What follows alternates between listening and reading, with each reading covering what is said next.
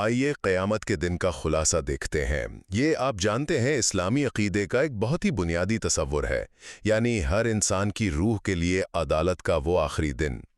اور یہ کوئی عام دن نہیں ہوگا، کہا جاتا ہے کہ یہ ایک دن 50,000 سال جتنا لمبا محسوس ہوگا۔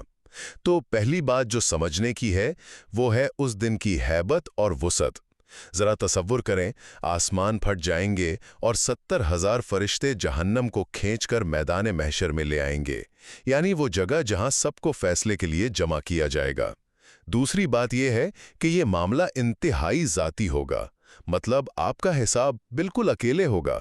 آپ کے خاندان یا دوست کچھ کام نہیں آئیں گے، سب کو اپنے اعمال کی کتاب دی جائے گی، اور اگر کوئی جھوٹ بولنے کی کوشش کرتا ہے تو اس کے اپنے ہاتھ پاؤں ہی اس کے خلاف گواہی دیں گے۔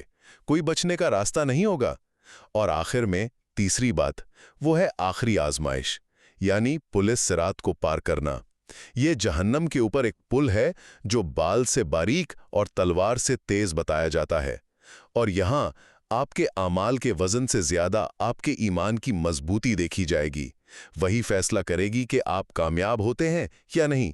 تو خلاصہ یہ ہے کہ یہ حتمی اور انفرادی احتساب کا دن ہے، جہاں آپ کا ایمان ہی آپ کی نجات کی کنجی ہے۔